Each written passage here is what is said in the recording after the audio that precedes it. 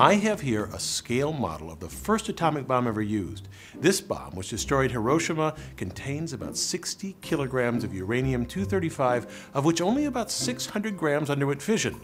Enough, though, to generate an explosion equal to more than 13 kilotons of TNT.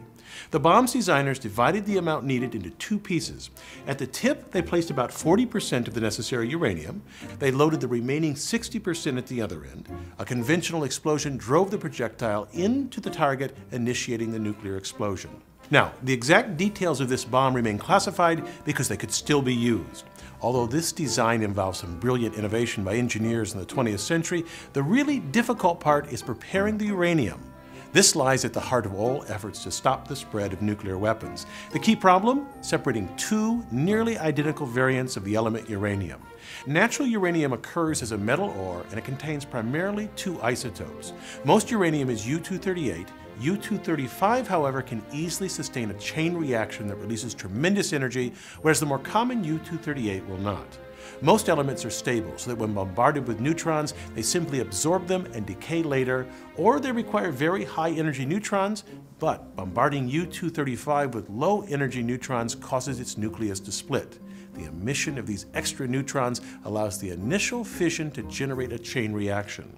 So, how do we go about enriching the U-235 in natural uranium? When we separate two items, we make use of their differences. The two major uranium isotopes have identical magnetic and chemical properties. No magnet will tug on one more than the other, no solvent will wash away only one isotope, and neither will boil before the other. So, to separate them, engineers exploit the one small difference between them. U-235 weighs slightly less than U-238.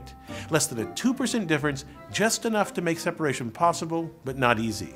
That tiny weight difference means that the two isotopes will move at slightly different speeds when exposed to an equal force. To enrich uranium for the first atomic bomb, engineers built immense gaseous diffusion plants that capitalized on the differing speeds. A gas containing uranium flows through miles of piping in a kind of race where the lighter U-235 wins out. The gas flows through a tube encased in a chamber. A pressure difference between the chamber and the tube causes more of the U-235 to pass through perforations in the tube's wall. To increase the separation, the slightly enriched stream in the chamber is passed through many more stages like this. To enrich 3% U-235 to 90% takes nearly 4,000 stages. Enriching the uranium for the first atomic bomb required a diffusion plant that covered over 40 acres. It housed a maze of 100 miles of piping. These diffusion plants use great amounts of energy to run. Compressors generating the pressures needed, and the energy to heat gas flowing through the miles of tubing. Another method of separation exploits the small mass difference by using a centrifuge. A typical device consists of a stationary outer cylinder and an inner rotor that spins. A gaseous mixture of the two isotopes flows up a tube along the central axis, filling the rotor. As it spins rapidly, more of the U-238 is thrown out to the edge than the lighter U-235, which stays closer to the middle. The enriched stream can be removed from the rotor and sent to another centrifuge to be separated even more. The amount of separation is exaggerated here.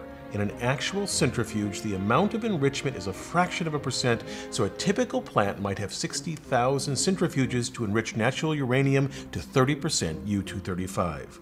Such a plant uses 4% the energy of a gaseous diffusion plant. Even though this is a much more efficient process, the precision that the rotors need to be manufactured with makes them very difficult to engineer.